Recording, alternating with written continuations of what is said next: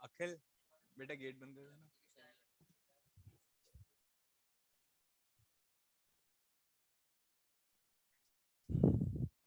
हाँ भाई, आज रिवीजन नहीं करा, आगे चल रहा हूँ, ठीक है ना। बस सेविंग एंड इन्वेस्टमेंट अप्रोच का रिवीजन कराऊंगा, जरा ढंग से सुनना। तुमसे नहीं कह रहा, तुमसे कह रहा हूँ। हाँ सुनिए भाई, तो लास्ट क्लास के अंदर अप्रोच चल रही थी सेविंग्स एंड इन्वेस्टमेंट अप्रोच। अच्छा, इसका एक और नाम क्या है? लीकेजेस एंड इंजेक्शंस अप्रोच, ठीक है ना। सबसे पहले सेविंग्स क्या होती है? Savings are withdrawal from the income stream, whereas investments are injections into the income stream, ठीक है। जेएम कीन्स ने क्या बोला? अगर हमें क्या मेंटेन करना है? इकोनॉमी का इक्विलिब्रियम मेंटेन करना है, that is equilibrium level of income, output and employment determine करना है, ठीक है। Then savings must be equals to the investment. समझ में आ गई बात, ठीक है ना। अच्छा, at a point where aggregate demand and aggregate supply are equal is also the point of equality of savings and invest। तो यानी एडी और एएस, ठीक है, और एस और आई सेम ही बात है। यानी एक कॉइन है, हेड की तरफ से देखोगे, ठीक है, तो AD AD and AS, tail की तरफ से देखोगे तो एस एंड आई, बट देख हम सेम कॉइन को ही रहे हैं। यानी इक्विलिब्रियम को हम देख रहे हैं, देखने के नजरिया अलग है दो। हमने एडी और एएस अप्रोच से भी देखा और एस और आई अप्रोच से। बात समझ में आ गई थी ना। अच्छा एक बात बताओ, जब एडी और एएस अप्रोच पढ़ रहे थे तो पहले हमने उसके बारे में लिखा था, ठीक है, फिर डायग्राम स्केड्यूल बनवाया, एक्सप्लेन दिया, एक्सप्लेनेशन करा। उसके बाद मैंने क्या, दो डिसइक्विलिब्रियम कंडीशंस कराई थी, है ना। If aggregate demand is greater than aggregate, और aggregate demand is less than aggregate supply. Similarly अगर मैं यहाँ पे बात करूं तो अभी हमने क्या पढ़ा? एक्सप्लेनेशन पढ़ा है। आज स्केड्यूल बनवाऊंगा और डायग्राम बनाऊंगा, वो ऑलरेडी आपको पता है, ठीक है। इक्विलिब्रियम पढ़ने के बाद उसके बाद क्या पढ़ना पड़ेगा आज हमें? डिसइक्विलिब्रियम। क्या पढ़ना पड़ेगा? डिस, यानी जहां जहां हम क्या पढ़ेंगे? इक्विलिब्रियम, उसके साथ साथ डिसइक्विलिब्रियम भी पढ़ना इज वेरी इंपॉर्टेंट। इतनी बात समझ में आ गई? क्लियर है? ठीक। आज एक छोटी सी बात और बता दूं, उसके अंदर ऐड करा देता हूं, ठीक है ना। जैसे जैसे मैंने आपको बोला यहाँ पे एस और आई अप्रोच, इसको क्या बोल सकते हैं अखिल? और एस और आई अप्रोच को और क्या बोल सकते हैं? लीकेजेस एंड इंजेक्शंस अप्रोच, ठीक है ना। तो जब मैं बोलता हूँ लीकेजेस, मैंने वर्ड यूज करा एंड में एस, इंजेक्शंस में वर्ड का यूज कर रहा हूँ एस। यानी लीकेजेस ज्यादा होती है और इंजेक्शंस भी ज्यादा होते हैं। सिर्फ सेविंग्स और इन्वेस्टमेंट, इंजेक्शंस और लीकेजेस नहीं होती, यानी कुछ और चीजें भी हैं ऐसी जो क्या होती है, जल्दी बताओ क्या क्या होती है? Injections and leakages. जरा वो देख लो सामने, समझ में आ गई बात? लिख भी लो। देखो मैं कह रहा हूं जहां पे सेविंग्स और इन्वेस्टमेंट्स आपस में इक्वल होते हैं, जल्दी बताओ वहां पे क्या डिटरमाइन होता है? Equilibrium level of income, output and employment, ठीक है ना। अब मैं यही बताने जा रहा हूं, इस इन्वेस्टमेंट को, सॉरी, इस अप्रोच को हम इंजेक्शंस और लीकेजेस अप्रोच क्यों बोलते हैं? जरा ढंग से देखना। मैं कह रहा हूं अगर मैं बात करूं leakages is equals to what, बताओ भाई? इंजेक्शंस, यही तो बोल रहा हूं मैं। लीकेजेस क्या क्या होती है? लीकेजेस, पहले एक बात बताओ, सेविंग के लीकेज होती है। Why saving is a leakage? Because it is a withdrawal. किससे? From the income stream. जब मैं लीकेज की बात करता हूं that means from the income stream. तो सेव करोगे अगर पैसा, ठीक है, तो यानी इनकम में से तो निकालोगे, ठीक है। और इसके साथ साथ पैसा कहां से निकल सकता है? अगर हम इंपोर्ट्स करेंगे। क्या करेंगे? इंपोर्ट्स। क्या करेंगे? एक बार बताओ, जो अगर हम इंपोर्ट्स करते हैं तो हमारे पास से फॉरेन एक्सचेंज चला जाता है। समझ में आ गई बात? ठीक है। और जल्दी से बताओ, और अगर हम क्या पे करेंगे? टैक्सेस। क्या पे करेंगे? टैक्सेस। समझ में आ गई बात? तो ये तीन चीजें मिला के क्या बनती है? जल्दी बताओ। लीकेजेस। क्या बनती है? लीकेज। ये किसके इक्वल होनी चाहिए बताओ भाई? इंजेक्शंस के। अब इंजेक्शंस के अंदर मैंने पहला क्या बताया था आपको? बताओ। इन्वेस्टमेंट। क्या था भाई? इन्वेस्टमेंट। बात समझ में आ रही है? अच्छा, दूसरा इंजेक्शन क्या होगा? जल्दी बताओ। यहाँ इंपोर्ट है तो यहाँ पे एक्सपोर्ट। एक बात बताओ, जब हम एक्सपोर्ट करेंगे तो हमारे पास फॉरेन एक्सचेंज आएगा। करेक्ट है? अच्छा एक बात बताओ, गवर्नमेंट अगर हमसे क्या ले रही है? टैक्सेस। तो गवर्नमेंट कुछ पैसा खर्चा भी करती है हम पे, ठीक है ना। तो उसको हम यहाँ बोलेंगे जी, that is government final consumption expenditure.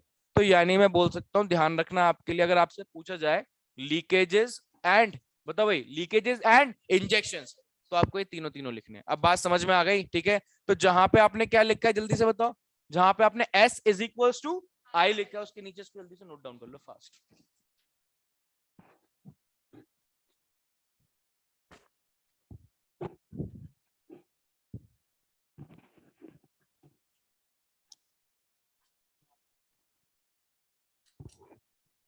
Question number 41। और पीछे बैठ जाओ जल्दी से जाके, देखो यार, बस एक ये क्वेश्चन करना, क्वेश्चन नंबर 41, ठीक है। वो सब लिखा हुआ इसके अंदर। ये बंद कर देना, हवा आ रही है यार।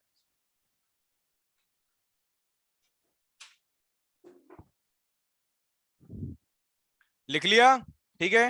नीचे लिखो वेयर। बताओ भाई वेयर में क्या लिखेंगे, एस क्या है यहाँ पे, जल्दी बताओ, नीचे लिखो। Very good, where S is equals to लिखो savings, M is equals to imports, और T is equals to taxes. ये तीनों क्या हो गए हमारी लीकेजेस, ठीक है। उसके बाद लिखो I is equals to what, जल्दी बताओ, investments, X is equals to exports, और G is equals to government spending. लिखना गवर्नमेंट स्पेंडिंग, जो गवर्नमेंट खर्चा करती है, ठीक है, गवर्नमेंट स्पेंडिंग, गवर्नमेंट स्पेंडिंग।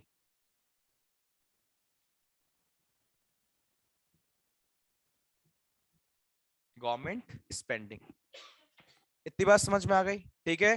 तो जहां पे savings and investments are equal, ठीक है, जो हमने लास्ट क्लास में पढ़ा, savings and investments are equal, ठीक है, वहां पे equilibrium level of income output and employment is determined. सबको बात समझ में आ गई, ठीक है। आज हमें क्या बनाना है, जल्दी बताओ, स्केड्यूल एंड डायग्राम। अब देखो मैं नहीं बनाऊंगा, आप मेरे को बताओगे। बताओ अभी सबसे पहले क्या लिखना है, वेरी गुड। स्केड्यूल में जाके सबसे पहले वाई से डिनोट करते हैं किसको, इनकम को। कहां से स्टार्ट होगी, फिर 100, 200, 300, 400 और 500। सबको याद हो गई अब ये, ठीक है। उसके बाद बताओ क्या लिखे, सी कंजम्पशन कहां से स्टार्ट करें, Y30 से, बिकॉज ऑफ ऑटोनॉमस कंजम्पशन। फिर कितने कितने से इंक्रीज करूं, Y70, Y70 जल्दी बताओ, because of psychological law of consumption. तो 70 से इंक्रीज करोगे तो कितना होगा, 100, 170, 240, 310 और 380। वेरी वेरी गुड, ठीक है, कोई प्रॉब्लम। उसके बाद अब हमें निकालना है सेविंग्स। सेविंग्स कैसे निकालते हैं, y माइनस सी, सबको पता है, बताओ जल्दी से। -30, 0, 30, 60, 90 और 120, ठीक है। अब इन्वेस्टमेंट बताओ अखिल, बेटा इन्वेस्टमेंट्स में क्या लिखेंगे,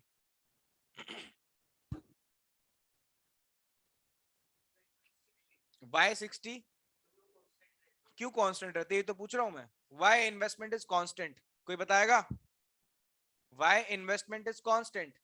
कौन सी इन्वेस्टमेंट है, इन्वेस्टमेंट दो टाइप की होती है, because it is a autonomous invest. अभी मैंने बताया नहीं, एक्सप्लेन नहीं करा, ठीक है। स्टार्टिंग में थोड़ा सा बताया, बताऊंगा जब इन्वेस्टमेंट आएगा, समझ में आ गई बात। Because it is what, autonomous investment, ध्यान रखना। 60 लिखो भाई, 60, 60, 60 investment is constant because it is autonomous in consumption, नहीं इन्वेस्टमेंट, ठीक है। बताओ भाई कोई आपको लेवल दिख रहा है जहां पे ये आपस में इक्वल आ रहा है, जल्दी बताओ। 300, तो यानी 300 लेवल पे S इज इक्वल्स टू, बताओ क्या हो गया, I। तो यानी equilibrium level of income output and employment कहां पे डिटरमाइन होगा, जहां पे 300 लेवल ऑफ इनकम है। इकोनॉमी के अंदर 300 लेवल ऑफ इनकम पे क्या डिटरमाइन होगा, equilibrium level of income output and employment. तो कभी मैं पूछूं फुल एम्प्लॉयमेंट लेवल बताओ, तो आप क्या बोलोगे, 300, क्या बोलोगे, 300। बात समझ में आ गई, क्लियर। अच्छा अब इसके डायग्राम की बात करी जाए जरा थोड़ा सा। अगर डायग्राम की बात करी जाए, सामने देखो एक पैनल बना ले, वाई एक्सिस और ये एक्स एक्सिस, ठीक है। जिससे पूछूंगा वो बताएगा, ठीक। पलक बेटा मैं वाई एक्सिस पे क्या कह लूं, यहाँ पे वाई एक्सिस पे क्या, वाई एक्सिस पे वाई, क्योंकि वो एक्सिस वाई है तो वहां पे वाई ले लेंगे हम। हाँ इनकम कहाँ लूं, कंजम्पशन तो यहाँ पे कंजम्पशन अप्रोच है क्या ये, हम क्या कौन सी अप्रोच पढ़ रहे हैं, सेविंग एंड, तो अच्छा उसको किससे रिलेट करते हैं, इनकम से। तो हमारे पास तीन ही चीजें हैं, दैट इज सेविंग्स, इन्वेस्टमेंट और इनकम, ठीक है। तो मैं कह रहा हूँ सेविंग्स और इन्वेस्टमेंट तो एक लाइन पे आएंगे, इनकम अलग आएगी। तो यानी कहने का मतलब है, ध्यान रखना हमेशा, भूलना मत। दोबारा से एक रटने वाली बात बताओ जो आपको अच्छी लगती है, ठीक। अगर आपको किसी चीज का कर्व बनाना है, मेरे को भी किसका कर्व बनाना है जरा बताओ, सेविंग्स और इन्वेस्ट, हमेशा उसको कहां लूंगा मैं, बताओ वाई एक्सिस पे, क्या लूंगा, वाई। जिस चीज का कर्व बना रहे हो उसको हमेशा कहां लेंगे, वाई एक्सिस। अब रिलेट किससे कर रहे हैं बताओ ना जरा, इनकम से। तो यानी लेवल ऑफ इनकम डिटरमाइन कर रहे हैं ना, तो यहाँ पे लिखूंगा मैं, बताओ भाई, लेवल ऑफ व्हाट, इनकम। अच्छा इसके साथ साथ कुछ और भी हम डिटरमाइन करते हैं, जल्दी बताओ, आउटपुट, और जल्दी बताओ एम्प्लॉयमेंट। क्या प्रॉब्लम है इस बात में समझने में, ठीक है, कोई प्रॉब्लम। मुझे एक बात बताओ, क्या इसको थोड़ा सा नेगेटिव में लेना है, हाँ या ना, क्यों लेना है नेगेटिव में, very good, savings are negative, ठीक है, डिस सेविंग्स होती है स्टार्टिंग में, तो इसको मैं थोड़ा सा नेगेटिव भी ले लेता हूँ, लो ले लिया मैंने नेगेटिव, ठीक है, कोई प्रॉब्लम। अब मैं सबसे पहले सेविंग कर्व बना रहा हूँ, देखो सेविंग कर्व वैसे तो बनेगा अपवर्ड स्लोपिंग जाएगा, ठीक है, नेगेटिव से स्टार्ट हो गए, this is what our S S curve, ठीक है। अब तो किसी को कंफ्यूजन नहीं है, सेविंग मैंने ऐसे क्यों बनाया, इन्वेस्टमेंट कैसे बनेगा, parallel to X axis, why parallel to X axis, because it is constant, and why it is constant, because of autonomous investment, it is an autonomous investment, इतनी बात समझ में आ गई। अब दोनों आपस में कहीं कट कर रहे हैं, ठीक है, इस पॉइंट को क्या बोलूं बताओ, इस पॉइंट को क्या बोला जाए, E, Y E, because equilibrium point है, क्या है ये, इक्विलिब्रियम। अब मैं इसको देखो नीचे लगे यहाँ प्लॉट कर रहा हूँ, ठीक है, मुझे बताओ यहाँ पे अगर वैल्यू लिखनी है तो क्या लिखूंगा बताओ, 0, 300, अरे level of income, level of income कितनी आई है इधर देखो ना, 300, ठीक है। तो मान लो अगर आपकी इन्वेस्टमेंट कितनी थी, 60, है ना, और ये सेविंग कर रहे तो दोनों यहाँ पे कट कर रहे हैं, that means 300 level of income determine हो रहा है, इसी लेवल पे सेविंग्स और इन्वेस्टमेंट ऊपर चेक करो आपस में क्या है, इक्वल, तो इक्विलिब्रियम लेवल ऑफ इनकम कितना हुआ, 300 एज पर दी स्केड्यूल। अब बात समझ में आई, ठीक है, मैं कह रहा हूँ स्केड्यूल को ऐसे प्लॉट करने की जरूरत नहीं कहीं आप प्लॉट करने बैठ जाओ, ठीक है, मैंने डायग्राम हमेशा कैसे बनाया, फ्री हैंड, आपको भी कैसे बनाने हैं, फ्री हैंड डायग्राम, ठीक है, क्लियर इतनी बात। चलो जल्दी से स्केड्यूल और डायग्राम बनाओ फास्ट।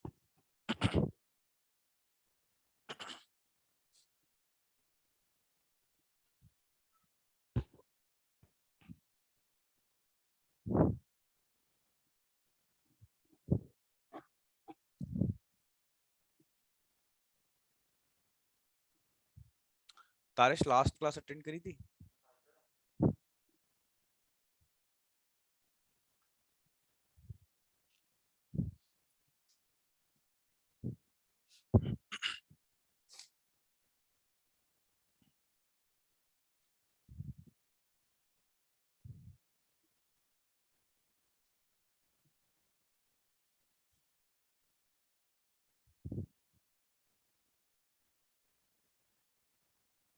ठीक है, clear,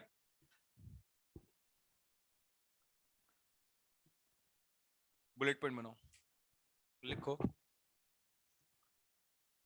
in the above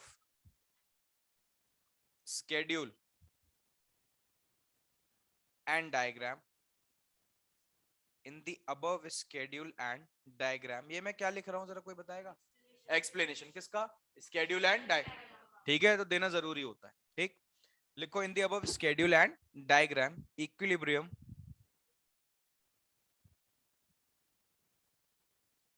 equilibrium level of income, comma बताओ भाई, output and what, very good, and employment,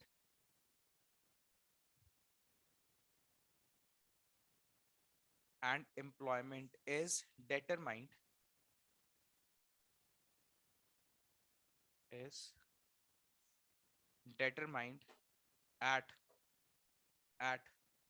बताओ भाई 300 level of income as at point E, as at point E, point E समझ रहे हो है ना, point E, savings and investments are equal, savings and investments are equal, ठीक है भाई, बात समझ में आ गई, इतना सा एक्सप्लेनेशन देना जरूरी होता है, क्लियर है, आगे चलें, ठीक है, यहां तक हमने क्या पढ़ा है मुझे बताओ, अभी हमने सिर्फ इक्विलिब्रियम पढ़ा है, क्या पढ़ा है, यानी अब क्या पढ़ना है, डिसइक्विलिब्रियम, वेरी गुड, है डालो, लिखो डिसइक्विलिब्रियम,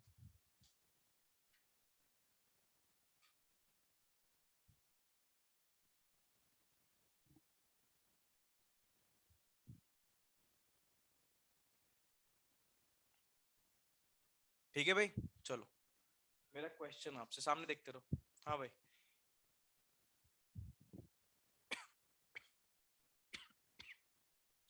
अगर बात करी जाए सामने देखो, यहां से लेके यहां तक और यहां से लेके यहां तक, ठीक है, पहले तो मुझे यहां से लेके यहां तक बताओ क्या कंडीशन बन रही है, very good, savings are less than investments. दिख रहा है ना? एक बार बताओ, -30 तो कम है ना किससे? 60। ऐसे 0 भी कम है किससे? और 30 भी कम है, देखो किससे? 60। तो यहाँ पे savings are less than. Very good, उसके बाद बताना। अच्छा, अच्छा यहाँ पे तो फिर आपस में क्या आ गई? और उसके बाद बताना। देखो savings are more than investment. तो हमने ये वाली कंडीशन पढ़ ली है ना? अब जरा इन दोनों को भी देख लेते हैं। ठीक, तो पहले क्या बन रही है बताओ भाई? Savings are less than investment. लिखो, एक डालो, एस लेस देन आई।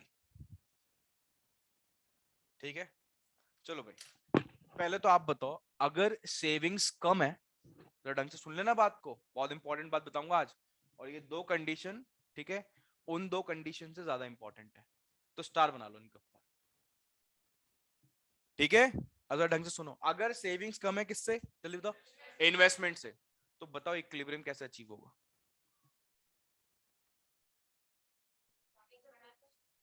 हाँ बताओ कैसे बढ़ेंगी, क्या मैकेनिज्म होगा? मेरे को नहीं पता, आपसे पूछ रहा हूं मैं। क्या टैक्सेस इंक्रीज करोगे? कंजम्पशन कर कम करोगे? अच्छा, फिर क्या होगा? आपने पहला बिल्कुल सही बोला था, सेविंग्स क्या करनी है? बढ़ानी है, और बढ़ा के किसके को लेके आनी है? ये बिल्कुल बिल्कुल करेक्ट आंसर था। अब यहाँ पे एक और क्वेश्चन अराइज हो जाता है, क्या? लॉजिकली सोचो ना, कि सेविंग कैसे बढ़ेंगी? वेरी गुड, देखो अब क्या है, देखो आगे देखो, धीरे धीरे कनेक्ट करा करो। इनकम बढ़ेगी, इनकम बढ़ेगी तो हम सेविंग भी। करेक्ट है। अब मेन बात पे, इनकम कैसे बढ़ेगी? मेन बात पे हो ना, इनकम कैसे बढ़ेगी? Very very good, correct answer. Economy के अंदर अगर लेवल ऑफ प्रोडक्शन क्या होगा? यानी एग्रीगेट सप्लाई की बात हो रही है ना? एग्रीगेट सप्लाई तो प्रोडक्शन था, इंक्रीज होगा, तो दैट मींस इकोनॉमी के अंदर लेवल ऑफ इनकम भी। और लेवल ऑफ इनकम बढ़ेगा तो लेवल ऑफ। तो ये प्रोसेस कब तक चलता रहेगा? जब तक एस इज इक्वल टू आई। और ये मैंने नहीं करा, आंसर आप लोगों ने करा। समझ में आ गई? मैंने तो डॉट्स को ज्वाइन करा है, तो इसलिए कभी भी क्वेश्चन आया करे तो ये मत सोचो अगर कुछ अलग पूछ ली, बात बात वही चल रही है। ठीक है, अब जरा सामने देखना, मैं चेन बना रहा हूँ, उसके बाद लिखवाऊंगा मैं ये। ठीक है, यानी अगर सेविंग्स कम है किससे बताओ भाई? इन्वेस्टमेंट से। तो यानी हमें एक बात समझ में आ रही है कि भाई क्या करो, इकोनॉमी के अंदर प्रोडक्शन बढ़ाओ। ठीक है, प्रोड्यूसर्स को क्या करना है? ज्यादा प्रोड्यूस करना है। Producers will produce more. When producers will produce more, ठीक है ना, तो क्या होगा? It will increase the level of. When level of income increases, then level of savings. And savings कब तक इंक्रीज होती रहेंगी? जब तक S is equal to I नहीं आ जाता। ठीक है, अब इस बात को कि हमने सही लिखा है या गलत, टेस्ट भी कर लेते हैं, प्रूफ भी कर लेते हैं। ठीक है, कैसे कैसे प्रूव होगी ये बात? हम जाएंगे ऊपर डायग्राम में। ठीक है, कौन से डायग्राम में? जो हमने पहले बनाया था, एक कनेक्टिंग वाला डायग्राम। ये दिख रहा है सबको? कोई प्रॉब्लम? अब दिख रहा है सबको? पीछे दिख रहा है? कोई इशू तो नहीं है ना? ठीक, मैं कह रहा हूं, आप इस वाले रीजन के अंदर देखते रहना। इस वाले रीजन के अंदर, इस पूरे रीजन के अंदर बताओ क्या है? जल्दी बताओ, सेविंग्स क्या है? सेविंग नेगेटिव नहीं, सेविंग और इन्वेस्टमेंट को कंपेयर करो। सेविंग्स क्या है? लेस देन किससे? कैसे पता चली बात? क्योंकि सेविंग कर्व कहाँ है? ये रटवा रखी है ना एक बात, जो भी कर्व नीचे होता है वो कम होता है, जो कर्व ऊपर है वो ज्यादा। किसका कर्व नीचे? तो savings are less than what? तो इस पूरे रीजन के अंदर मेरे को दिख रहा है, इस पूरे रीजन के अंदर यहाँ पे सेविंग्स कम है किससे बताओ भाई? अब एक काम करते हैं, ठीक है, इस वाले पूरे रीजन को ऊपर ले जाके देखते हैं। ये पूरा रीजन दिख रहा है, यहां से लेके यहां तक का, ये है ना? इसको एक बार ऊपर ले जाके देखो। जैसे मैं ले गया तो मेरे को पता चला, देखो यहाँ यही तो पॉइंट था, इस पॉइंट से पहले पहले, यानी कहने का मतलब है ये वाला रीजन दिख रहा है आपको, बल्कि यहाँ से ये वाला पॉइंट लो, ये वाला पॉइंट लो। ठीक है, यहीं पे तो एडी और एएस इक्वल है, ये वाला पॉइंट। तो अगर मैं इस पॉइंट की बात करूं, यानी नीचे वाला जो रीजन था, ऊपर कौन सा रीजन है? वो है डिमांड वाला। ठीक है, यहाँ पे तो मुझे एक बात बताओ, ऊपर वाला कर्व कौन सा है? डिमांड। एग्रीगेट डिमांड ज्यादा है किससे? यानी कहने का मतलब है, सामने देखते रहे ना, अगर सेविंग्स कम होती है किससे बताओ भाई? तो इसका मतलब क्या होता है, जल्दी बताओ? कि एग्रीगेट डिमांड ज्यादा है मार्केट के अंदर किससे? अब कनेक्ट करना जरा, एग्रीगेट डिमांड ज्यादा है अगर सप्लाई से, तो क्या करोगे? प्रोडक्शन ज्यादा करोगे। तो हमने क्या करा है? समझ में आ गई? प्रूव हो गई बात। ठीक है, तो यानी कहने का मतलब, अगर क्या है, सेविंग्स आपकी कम है और इन्वेस्टमेंट्स, तो क्या करो? और प्रोडक्शन करो, और प्रोडक्शन करो। ठीक है, और प्रोडक्शन करोगे तो Level of income will, when level of income increases, then level of, and this process will continue to take place till savings becomes equals to investments. ठीक है, तो कभी भूल भी जाओ, पेपर में भूल गए कि भैया एस लेस देन आई, तो हमें क्या करना था, ठीक है, तो कनेक्ट कर लेना, समझ में आ गई बात, तो आपको पता चल जाए अगर एग्रीगेट डिमांड ज्यादा है, किससे, एग्रीगेट सप्लाई से, तो आप और प्रोड्यूस करो एग्रीगेट डिमांड के इक्वल लेके। अच्छा एक बात छोटी सी, आपने यहाँ पे सेविंग्स और इन्वेस्टमेंट, अगर सेविंग कम थी इन्वेस्टमेंट से, तो किसको एडजस्ट करा, इन्वेस्टमेंट को क्यों नहीं करा, वेरी गुड, इन्वेस्टमेंट्स क्या है, कांस्टेंट ऑटोनॉमस इन्वेस्ट, तो हो ही नहीं सकती थी, ठीक है, वो तो क्या रहने वाली है, सेम, वो चेंज नहीं, इसलिए हमने किस में एडजस्टमेंट करे, सेविंग्स में से। अब बात समझ में आ गई, लिख के जरा थोड़ा सा, ठीक,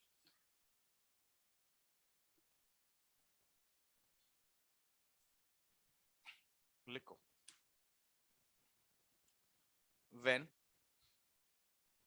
when savings are less than investment, comma,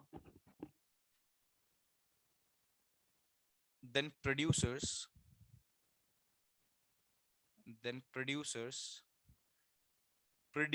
बोल रहा हूं, किसी एक सिंगल प्रोड्यूसर की बात, क्यों, क्योंकि क्या पढ़ रहे हैं, मैक्रो इकोनॉमिक्स, ध्यान रखना, then producers in the economy, बताओ भाई, will produce, very good, will produce more, will produce more, ठीक है, फुल स्टॉप, कंटिन्यू रखना, when producers produces more than level of income in the economy increases, level of income in the economy, comma, which increases the level of, बताओ भाई, level of savings, and savings will increase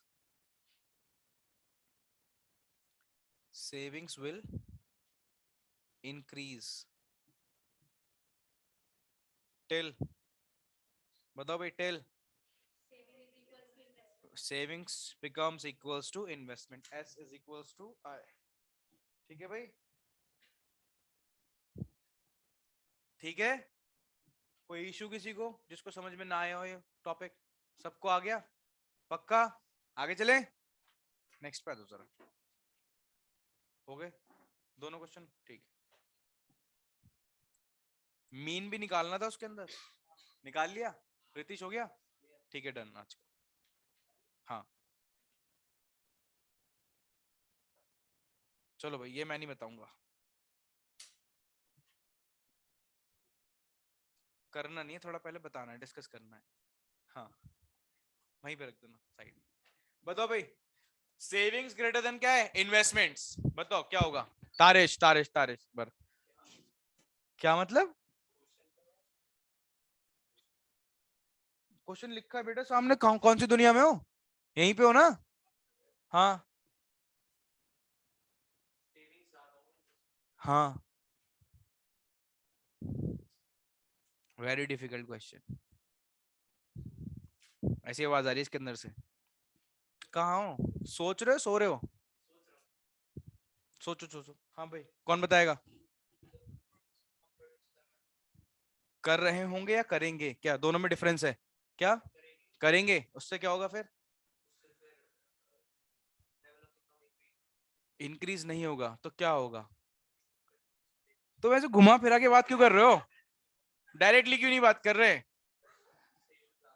ये देखो, सही तो हो नहीं पा रहा, तो ये गलत भी नहीं होना चाह रहा है तारेश, तो उसको आपने क्यों नहीं बोला, लेवल ऑफ इनकम क्या होगी, डिक्रीज, तो उसकी वजह से क्या होगा तारेश, सेविंग्स क्या होंगी, कम होंगी, उसकी वजह से फिर क्या होगा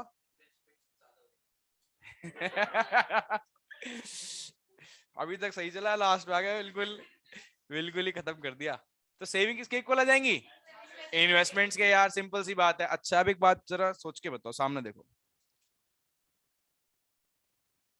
बताओ भाई, सेविंग ज्यादा है इन्वेस्टमेंट से, कौन सा रीजन है? ये दिख रहा है, ये वाला रीजन है ना।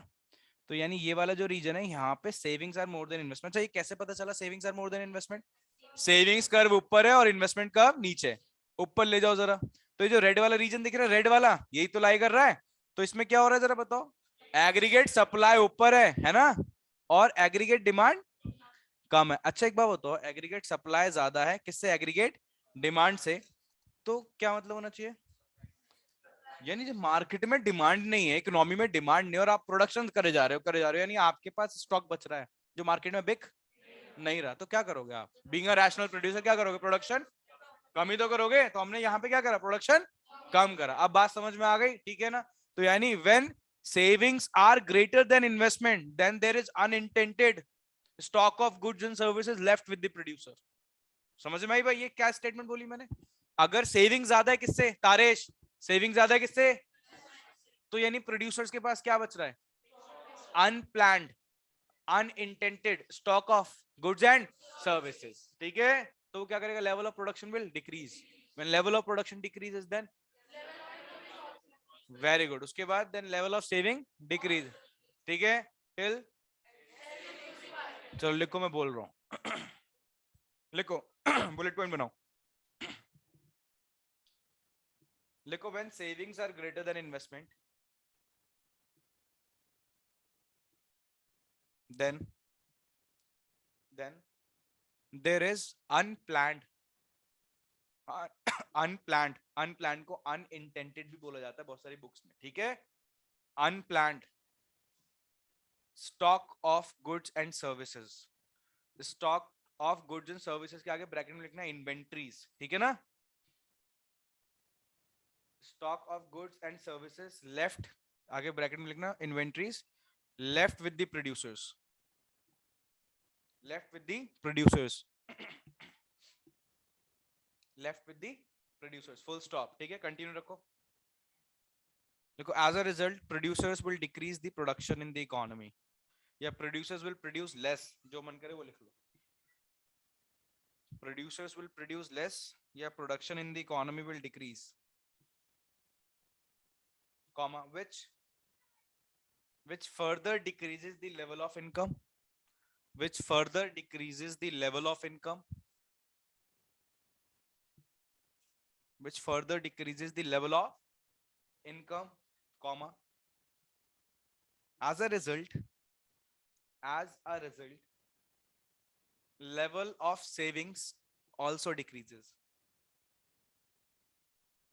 level of savings also decreases, comma this process will take place,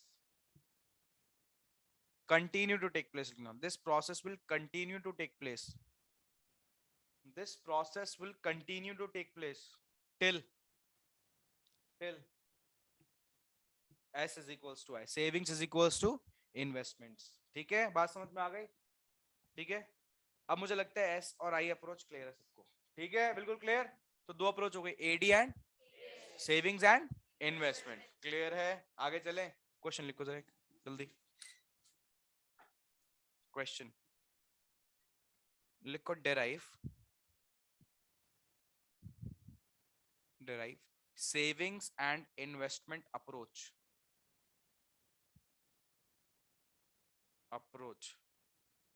from, बताओ भाई, from AD and AS approach,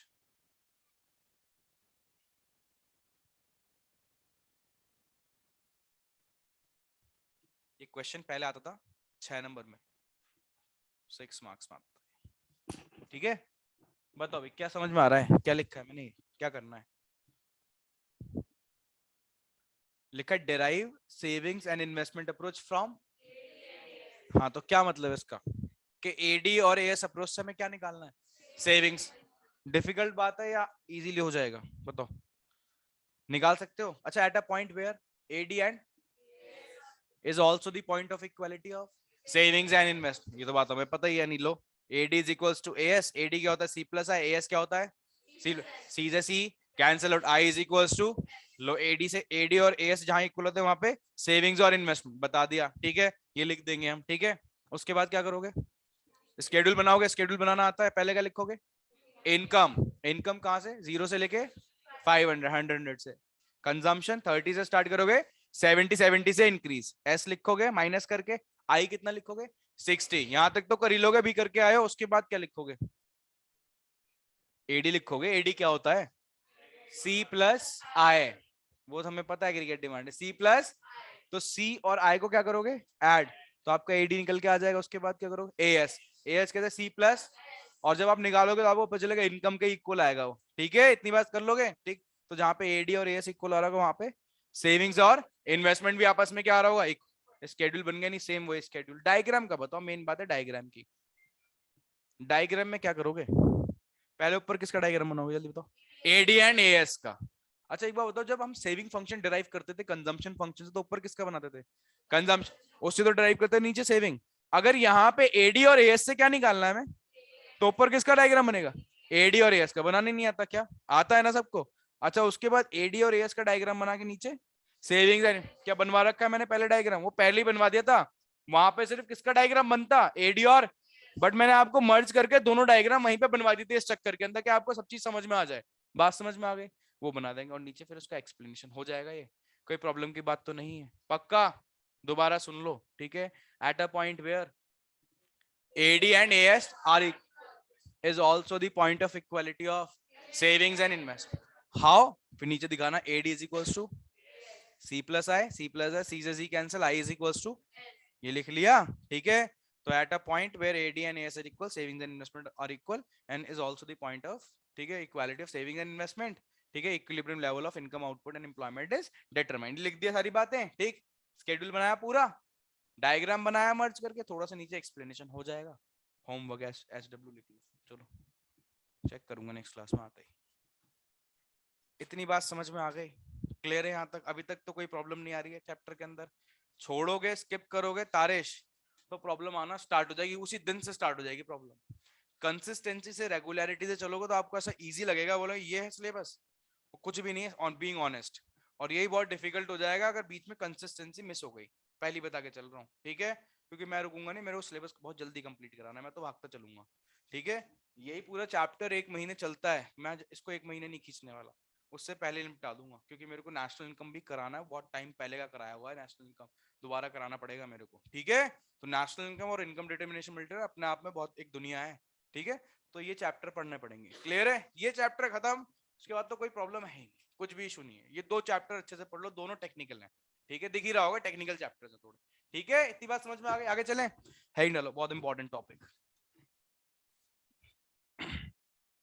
बहुत ही ज्यादा, क्योंकि सारे न्यूमेरिकल्स इस पे ही बेस्ड है, सारे न्यूमेरिकल्स इसी टॉपिक पे बेस्ड है।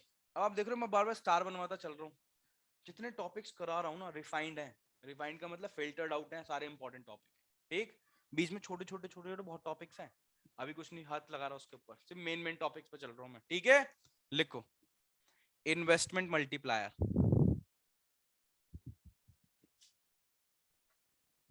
Investment multiplier. अच्छा एक बात बताओ, जैसे ही मैंने वर्ड बोला मल्टीप्लायर तो माइंड में कुछ और आया, कुछ पढ़ा था मल्टीप्लायर से रिलेटेड क्या, हाँ हाँ, तो उसका नाम क्या था, मनी, मनी मल्टीप्लायर पढ़ा था ना, मनी मल्टीप्लायर में क्या होता था कि बैंक क्या करता था, बैंक क्या करता था, आपसे डिपॉजिट लिया और उसी डिपॉजिट से लोन दिए जाता था, दिए जाता था, है ना, यही तो करता था, मनी को हम, यहाँ पे क्या होगा, इन्वेस्टमेंट की वजह से कुछ और मल्टीप्लाई होगा, ठीक है, क्या होगा वो मैं बताऊंगा, ठीक है ना। लिखो लिखो any increase in investment increases national income, increases national income k times comma, देखो के मैंने कैसे लिखा इन्वर्टेड कॉमास में, ठीक है, के times comma, this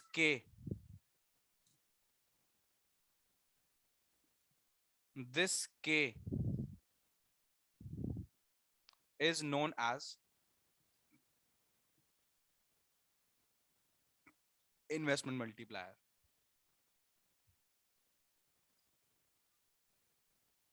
investment multiplier. ठीक है भाई, सुनना मेरी बात को ढंग से, बिल्कुल मिस नहीं हो जाना चाहिए टॉपिक. सामने देखो, अकेल सामने देखो. ठीक, मैं बोल रहा हूं एनी इंक्रीज इन इन्वेस्टमेंट. क्या लिखा मैंने? एनी. दोबारा बोलो, एनी. मैंने सिर्फ इन्वेस्टमेंट थोड़ी लिखा, इन्वेस्टमेंट के साथ वर्ड क्या यूज करा? इंक्रीज. इंक्रीज का मतलब बताओ? डेल्टा. क्या इंक्रीज डिक्रीज क्या चेंज ही तो होता है, तो इसका क्या मतलब है? डेल्टा. किसके अंदर बताना जरा? तो एनी इंक्रीज इन इन्वेस्टमेंट, ये क्या हो गया? डेल्टा. ही क्या हो गया? Increase in. Very good. Any increase in investment बताना उसकी वजह से. फिर increases what? National income. Increases national के टाइम्स. जल्दी बोलो क्या? And this k is known as what? बताओ भाई. Investment multiplier. दोबारा सुन लो, अभी मैंने जो ऊपर डेफिनेशन लिखी है उसको ब्रेक करके फॉर्मूला बना दिया. ठीक है, पहले तो ये देखो मैंने क्या करा, उसके बाद समझाऊंगा. मैं बोल रहा हूँ जल्दी बताओ. Any what? एनी चेंज नहीं, एनी इंक्रीज इन इन्वेस्टमेंट. उसके बाद increases k times and this k is known as investment multiplier. यानी ये बोलता है अगर हम इकोनॉमी के अंदर 1000 करोड़ से इन्वेस्टमेंट कर रहे हैं, कितने से जल्दी बताओ? 1000 करोड़. ठीक है, तो इस 1000 करोड़ की वजह से नेशनल इनकम हो सकता है 5000 करोड़ से बढ़ जाए. समझ में आ गई बात? ठीक, दोबारा सुन लो मैं क्या बोल रहा हूँ. Any increase in investment increases national income के टाइम्स. दोबारा सुनो, मैं बोल रहा हूँ अगर इन्वेस्टमेंट कितने से इंक्रीज हुई? 1000 करोड़ से, तो उसकी वजह से हो सकता है नेशनल इनकम और ज्यादा से बढ़ जाए. तो मुझे बताओ कितने से बढ़ी यहाँ पे? 5000 करोड़ से. यानी कितने टाइम्स बढ़ी जरा बताओगे? कितने टाइम्स बढ़ी? 5 टाइम्स. ठीक है, कितने टाइम्स बढ़ी? 5 times. This 5 is known as what? बताओ भाई. K and k is known as what? Investment multiplier. क्या बोलेंगे इसको? Investment multiplier. यानी अगर मैंने इकोनॉमी के अंदर, मैंने मतलब सरकार ने, गवर्नमेंट ने, इतना बड़ा खर्चा कौन करेगा जरा बताना? गवर्नमेंट ही तो करेगी. सरकार ने इकोनॉमी के अंदर 1000 करोड़ की क्या करी? इन्वेस्टमेंट. तो उसकी वजह से क्या होगा? नेशनल इनकम 5 टाइम्स बढ़ जाएगी. कितने टाइम्स बढ़ जाएगी? 5 टाइम्स. जो 5 टाइम्स में बोल रहा हूँ, this is known as what? K. और इस के को हम क्या बोलते हैं? Investment multiplier. समझ में आ गई बात? डेफिनेशन में तो any increase in increases national income k times, this k is known as investment multiplier. तो यानी कहने का मतलब ये है कि अगर इसी फॉर्मूले को मैं आगे बढ़ाऊं थोड़ा सा, देखो इस वाले फॉर्मूले को थोड़ा आगे बढ़ाऊं, तो k को इधर ही रहने दो. ठीक, इस डेल्टा आई को उधर ले जाओ. इधर डेल्टा मल्टीप्लाई में है ना, तो उधर फॉर्मूला क्या बनेगा? Delta y upon. Very good. तो मुझे एक बात बताना, डेल्टा y कितना था? Very good. कितना था? 5000 करोड़. अच्छा, डेल्टा आई बताना कितना था? 1000 करोड़. कैंसिल आउट करना जरा. आ तो गया 5. और इसको पता क्या लिखते हैं? 5 टाइम्स लिखते हैं. क्या लिखते हैं? 5 टाइम्स. यानी नेशनल इनकम कितने टाइम मल्टीप्लाई हुई है? 5 टाइम्स. अब बात समझ गए? अब ऐसा क्यों हो रहा है वो बाद में बताऊंगा, पहले सुन लो, पहले डेफिनेशन याद करो. ठीक है, what is investment multiplier? Any increase in national investments increases national income k times. This k is known as investment multiplier. ठीक है, यानी फॉर्मूला है k is equals to delta y upon. अब मैं सीधा ये लिख देता k is equals to delta y upon delta, तो आपको समझ थोड़ी आता. ठीक है, तो मैंने इसलिए पूरा स्टार्टिंग से समझाया. क्लियर? इतनी बार डेफिनेशन क्लियर है? नोट डाउन करो जल्दी से, जल्दी.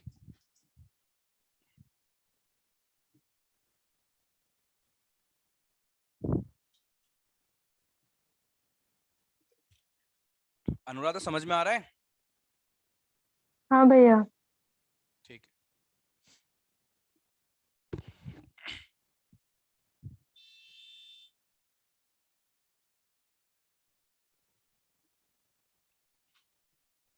स्कूटी वगैरह ठीक खड़ी कर रखी है? इधर उधर नहीं खड़ी कर रखी? देखो जरा एक बार जाके तारेश.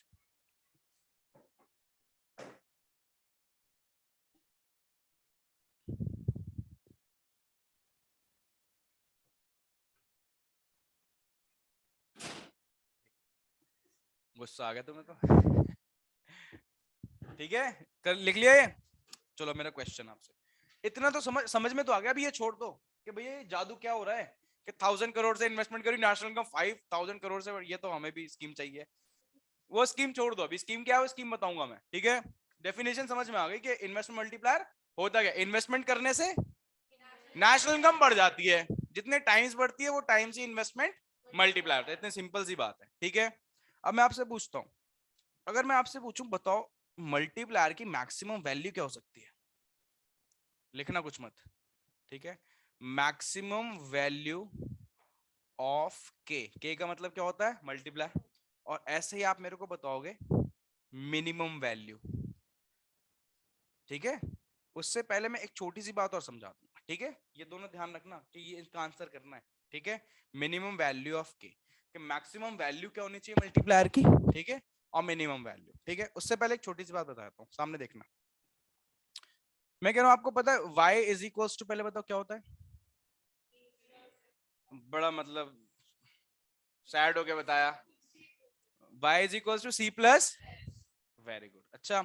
ऐसे लिख सकता हूँ इन इक्विलिब्रियम, मुझे बताना s किसके इक्वल होता है, अरे बोल दो, शर्मा क्यों रहे हो, s is equals to i, ठीक है। तो मैं क्या लिख सकता हूँ जरा बताना, y is equals to c plus, किसी को कोई प्रॉब्लम हो, कोई दुखी हुआ इससे बात से, नहीं हुआ ना, पक्का ध्यान यहीं पे है ना, अच्छा। अब मैं कह रहा हूँ क्या, मुझे एक बात बताओ, मैं इसकी मल्टीप्लाई डेल्टा से कर सकता हूँ, या अगर मैंने आपको पहले ही बताया था, अगर y is equal to C plus I है तो delta y is equal to delta C plus delta, ऐसे पहले ही बता चुका हूँ ना, कोई प्रॉब्लम तो नहीं इस बात में। मुझे एक बात बताओ, यहाँ पे ऐसे लिख सकता हूँ delta y is equal to delta C plus delta I, कोई प्रॉब्लम तो नहीं है इस बात को, पक्का। देख लो बाद में पूछना ऐसा क्यों हुआ वैसा क्यों हुआ, एक एक स्टेप पे रुक के पूछ रहा हूँ, ठीक है।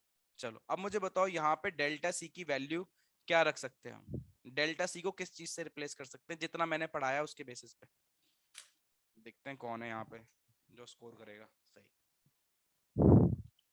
पहले आपको बता दूं, ये अभी तक जिस तरीके से पढ़ रहे थे ना, उसको थोड़ा सा बाहर आ जाना अपने शेल से, इंडियन इकोनॉमी नहीं चल रही है ये, क्या है मैंने पढ़ाया बस, हाँ यही पढ़ लो, याद कर लो, हो गया।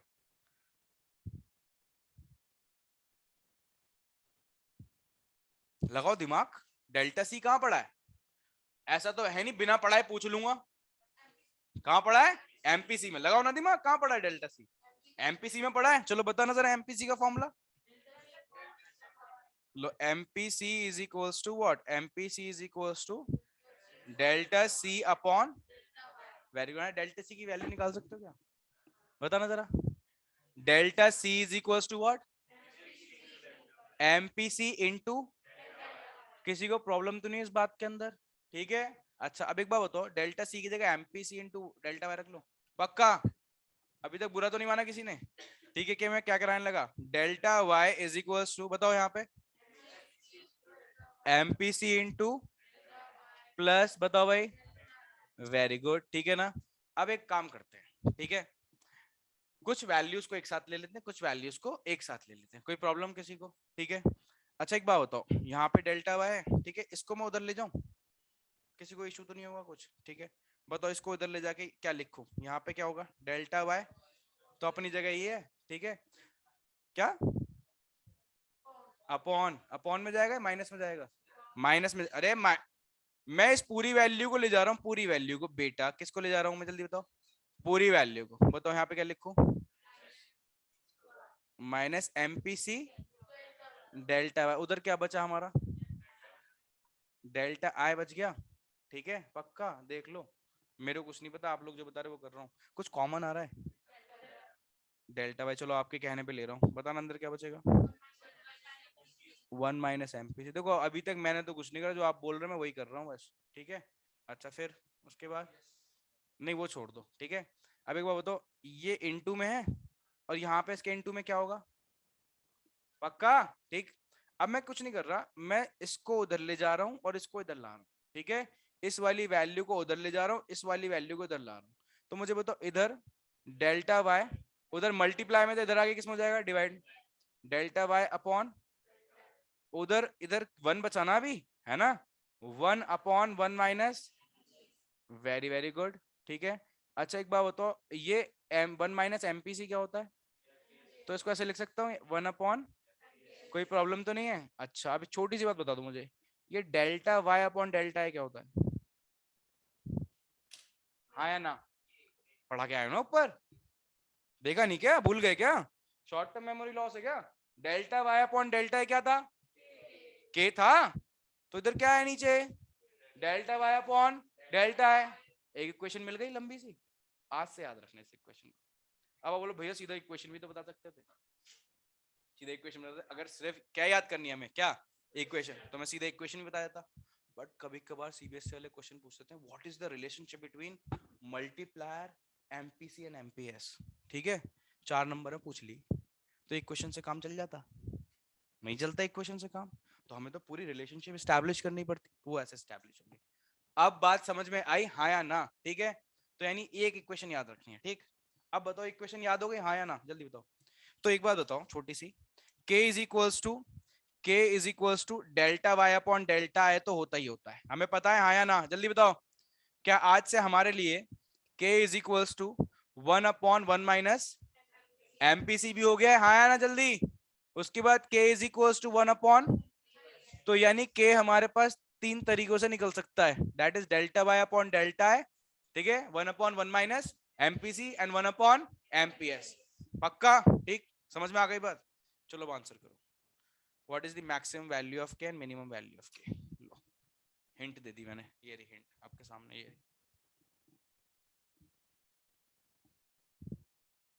भैया मैक्सिमम वैल्यू 1/MPS हो सकती है। Maximum value, value numerical terms में, न्यूमेरिकल वैल्यू, न्यूमेरिकल।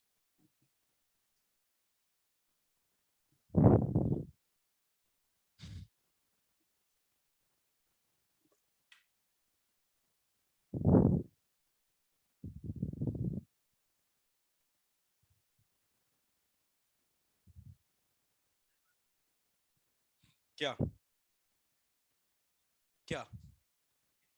मिनिमम 1? क्यों?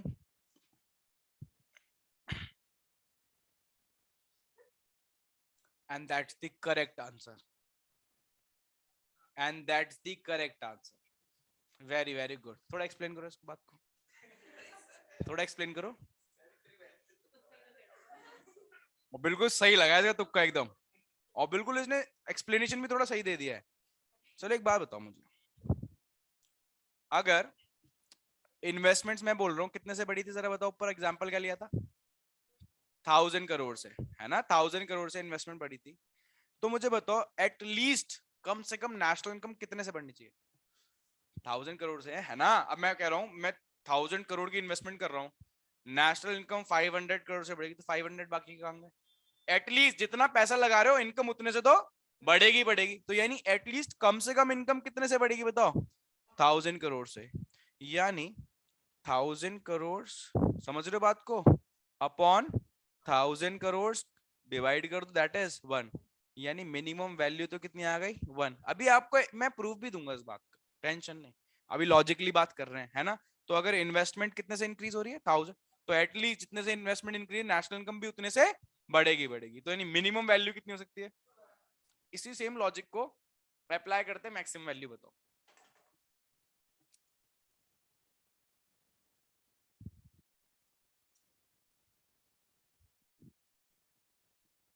सेम लॉजिक को अप्लाई करो ना। अच्छा एक बात बताओ, इन कितने से बढ़ी इन्वेस्टमेंट? 1000 से। कोई प्रॉब्लम इस बात को समझने में? ठीक है, नेशनल इनकम कितने से बढ़ सकती है ज्यादा से ज्यादा?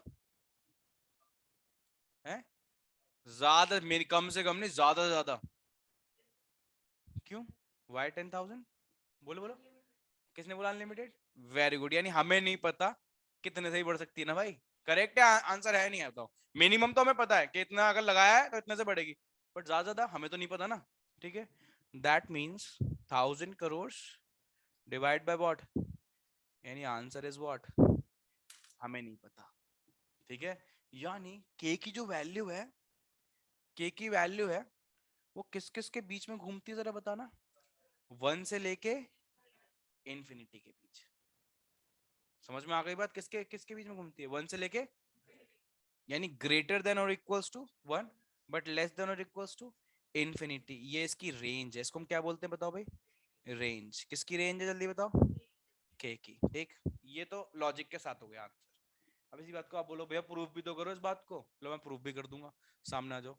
मुझे बताओ k is equal to 1/1 minus MPC है ना। अब आप मुझे बताओ एमपीसी की वैल्यू, जैसे मैंने आपको के की रेंज बताई के की, ऐसी मेरे को एमपीसी की रेंज बता दो। चलो ऊपर लिखते हैं यहाँ पे, एमपीसी की रेंज बता दो क्या हो सकती है। बताओ यहाँ पे क्या आएगा और यहाँ पे क्या आएगा।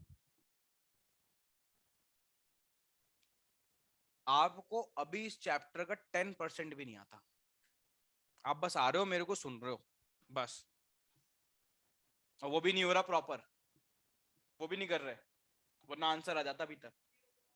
Very very good, that is 0 to 1। Why 0 to 1? Because of psychological law of can the value of MPC be greater than 1? No, आप ही तो बोल रहे नहीं हो सकती। अच्छा 1 हो सकती है, हाँ हो सकती है, 1 से बड़ी। और मिनिमम ज्यादा क्या हो सकता है, 0 हो सकता है, नेगेटिव में थोड़ी जाएगी। बात समझ रहे हो, यानी वैल्यू ऑफ एमपीसी की जो रेंज है, ठीक है, दैट डिफर्स फ्रॉम 0 to 1। ठीक है, क्लियर है। अच्छा हमारे पास ये मिनिमम वैल्यू आ गई एमपीसी की, और ये क्या है जल्दी बताओ, ये मैक्सिमम वैल्यू एमपीसी की। दोनों प्लेस करके देख लो, पहले मैं मिनिमम प्लेस कर रहा हूँ के निकालने के लिए। कितना आ जाएगा के, तो के की मिनिमम वैल्यू कितनी आ गई। चलो इसकी मैक्सिमम वैल्यू रखना एमपीसी की जरा।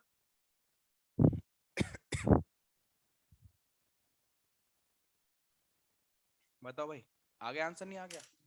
के की मिनिमम वैल्यू कितनी आई, 1 दिख रहा है। के की मैक्सिमम वैल्यू कितनी है, बात ही खत्म। क्या समझ में नहीं आ रहा, आया हाँ या ना। देखो नहीं आया तो मैं दोबारा समझाऊंगा, ठीक है। आपको इतना सारी चीजें देख के, डेल्टा इधर सारा फॉर्मूलेस देख के, इतनी डेरिवेशन देख के थोड़ा डर लगता है, बट कुछ नहीं है, मजाक है सब, ठीक है। अच्छा सब छोड़ो, पहले मुझे बताओ आपको डेफिनेशन समझ में आई, हाँ या ना। ठीक है, what is investment multiply, any increase in increases national income k times and this k is known as, हाँ अच्छा मैंने ऐसे लिखा था k into delta i is equals to delta, k को इधर ही रहने दिया, डेल्टा i को उधर लेगा, k is equals to delta y upon, यहाँ तक तो याद है, ठीक है। उसके बाद मैंने कुछ नहीं करा, एक इक्वेशन होती है, ठीक है, ये वाली, जिसको ये याद नहीं है आगे वो एक भी न्यूमेरिकल नहीं कर पाएगा, पहले बता दिया मैंने, ठीक है। ये इक्वेशन, ये इक्वेशन होती है, सीधा लोग ये लिखवा देते हैं इक्वेशन, ठीक है। बहुत को डेरिवेशन नहीं पता, रिलेशनशिप स्टैब्लिश करनी नहीं आती, बहुत सारी बात होती है, बट आनी चाहिए। क्यों, क्योंकि सीबीएसई के सैंपल पेपर में मैंने बहुत बार क्वेश्चन देखा है, एक्सप्लेन द रिलेशनशिप बिटवीन के एमपीसी एंड एमपीएस। पुरानी बातें बता रहा हूँ, अभी जो न्यू आएगा उसके अकॉर्डिंग देखेंगे, जो बात अभी तक जो हमारे पास कंटेंट अवेलेबल है उसके अकॉर्डिंग बता रहा हूँ, ठीक है। तो ये इक्वेशन बहुत इंपॉर्टेंट, बट आई कहाँ से, उसका लॉजिक मैंने आपको यहाँ से दिया, ये दिख रहा है आपको लॉजिक, ये दिख रहा है यहाँ से, y is equal to C plus, यहाँ से लेके लॉजिक दिया, ठीक। अब कुछ मत करो, पहले इसको नोट डाउन कर लो आराम से। सबसे पहले यहाँ से लिखना स्टार्ट करो, y is equal to C plus S.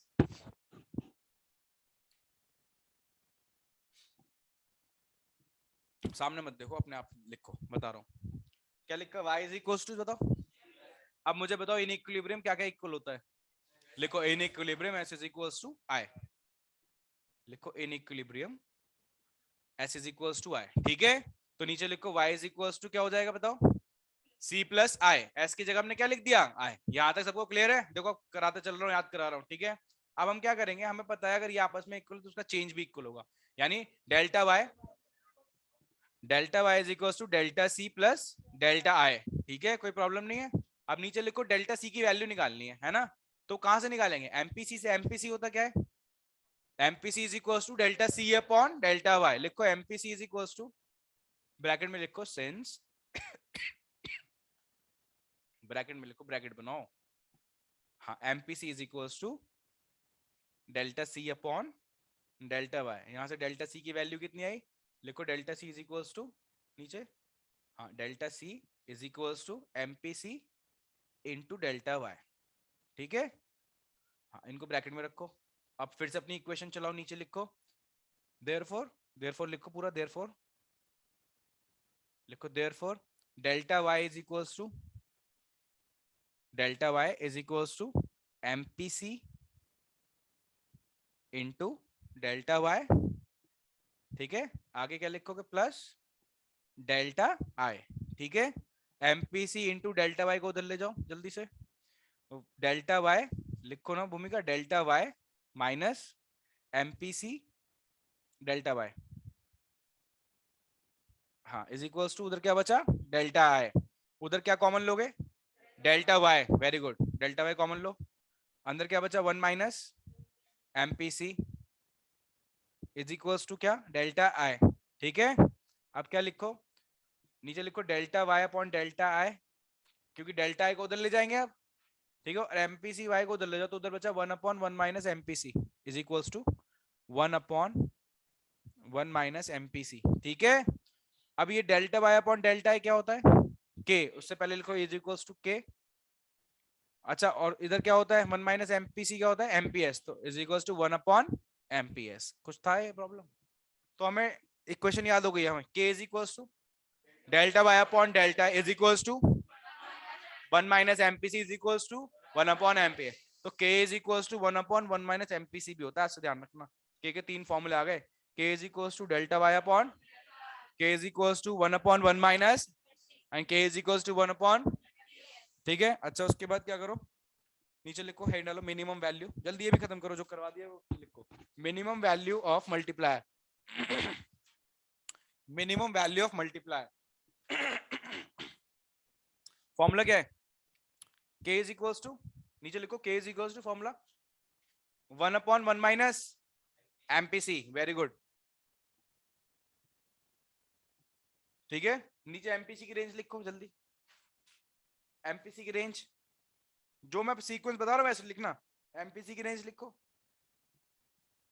Range समझ रहे हो क्या लिखना है, ठीक है लिख लिया, नीचे लिखो अब इज इक्वल्स टू, लगाओ इज इक्वल्स टू 1/1 माइनस 0, पहले क्या प्लेस करके देखा एमपीसी की मिनिमम वैल्यू प्लेस करी to find the minimum value of के, समझ में आ गई बात, तो दैट इज क्या बचेगा 1/1, ठीक है, तो 1 ही हो जाएगा वो, तो मिनिमम वैल्यू कितनी आ गई 1, ऐसी मैक्सिमम वैल्यू निकाल के दिखाओ जल्दी अनुराधा समझ में आ रहा है, हाँ भैया। ठीक,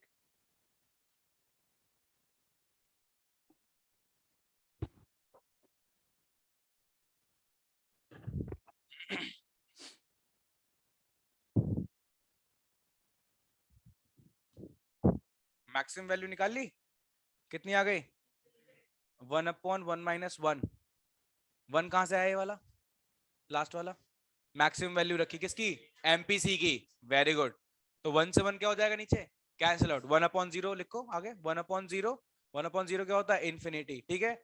अब ये लिख लिया, जल्दी से नीचे फिर रेंज लिखो उसकी, के की रेंज क्या निकल के आई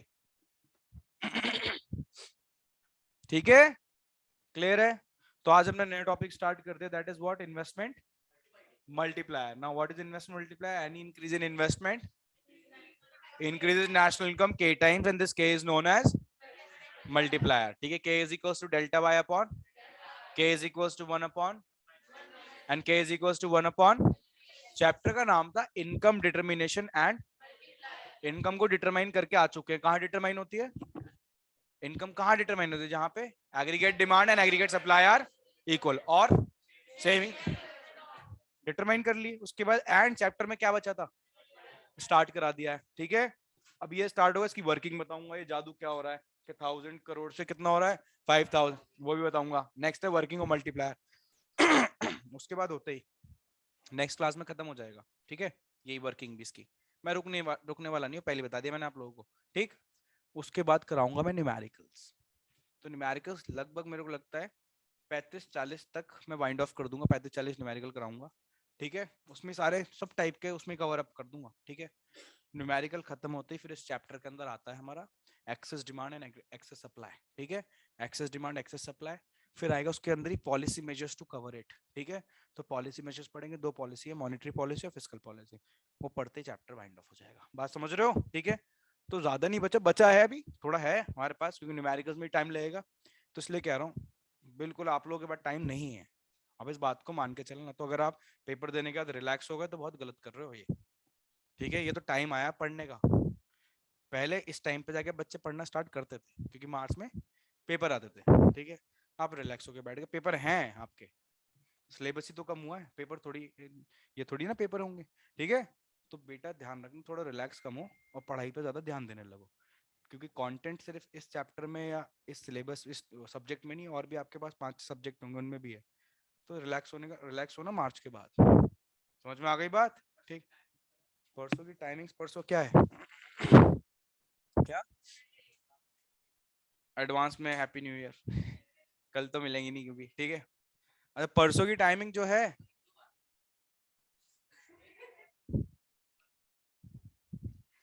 टाइमिंग चेंज क्यों करनी है वैसे? क्या सैटरडे को दिक्कत आ रही है क्या?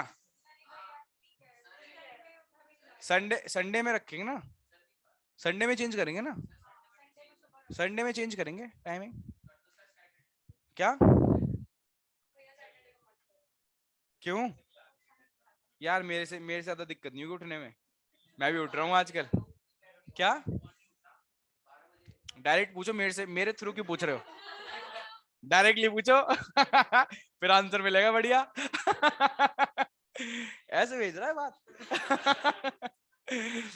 हाँ भाई, तो सैटरडे की टाइमिंग, चलो ये बता दो, सही कह रहा है वो। मॉर्निंग की रख ले, मॉर्निंग की रख लो यार, कर लो। अरे वो मॉर्निंग का मतलब सुबह सुबह 7 बजे थोड़ी बुला रहा हूँ, मॉर्निंग है ना 12 बजे बुलाऊंगा, अराउंड 12 बजे के अराउंड। सैटरडे क्या है? तो फर्स्ट है ना, फर्स्ट। हाँ ये देखो, ये होता है एटीट्यूड, ये बढ़िया बात करी। 12 बजे डन है। हाँ 12 बजे, ठीक है। चलो भाई, that's all for today, bye. Business की क्लास, हाँ बताओ कब से रखनी है? अच्छा, भेज दूंगा मैं, ऐसी कोई प्रॉब्लम नहीं है। मेरे को आज 10 साढ़े 10 बजे के अराउंड पिंग कर देना, फिर तभी बैठता हूँ मैं, तब उसको सेंड कर दूंगा, ठीक है। चलो, गुड इवनिंग। अनुराधा बेटा, आपको कोई प्रॉब्लम तो नहीं टाइमिंग में? नहीं भैया, सैटरडे को तो नहीं है, लेकिन ये ट्यूसडे और ये थर्सडे वाला भी अगर एक सेकंड, आपकी मतलब आवाज नहीं आ रही, एक पहले कर सेकंड मैं देते। एक सेकंड, हाँ आप बताओ क्या कह रहे हो? भैया ये ट्यूसडे और थर्सडे वाला टाइम भी थोड़ा पहले कर देते, क्योंकि रिक्शे वाला बार बार कहता रहता है कि शाम हो जाती है। अरे तो रिक्शे वाले से बोलो, तो तुम्हारा तो काम ही है यही, चाहे शाम हो चाहे दिन, छोड़ने जाना वो है। हाँ वो तो है, लेकिन उस दिन पापा को बोल रहा था कि वहां पे सुनसान रास्ता रहता है, तो मैं हाँ, रिस्पॉन्सिबिलिटी नहीं ले सकता, आप चाहे टाइम चेंज करवा लो। उससे बोलो टेंशन मत लो, ठीक है, लेके आओ, मैं साथ में चल लिया करूंगा, ठीक है। मैं साथ में चल लिया भाई करूंगा इस आप बैच थोड़ा के बाद। पहले नहीं कर सकते? बेटा इसलिए नहीं हो सकता क्योंकि आप चेक कर लीजिए, आप जब आओगे ना आपके सामने बात करूंगा बच्चों से, ठीक है। अभी सैटरडे संडे का जो टाइमिंग है वो तो वही रखेगा, मॉर्निंग में रखूंगा, दिन में। बट ना अब देखना, हाँ भाई, उसका तो कोई दिक्कत नहीं है। ट्यूसडे थर्सडे का मैं आपके आपके सामने बात करूंगा, ठीक है। अगर पहले हो गया तो अच्छी बात है, अदरवाइज देखना क्लैश आएगा, पक्का पता है मुझे, ठीक है भैया। ठीक है। तो आपके सामने इन लोगों ठीक से है। बात करूंगा मैं, ठीक है बेटा।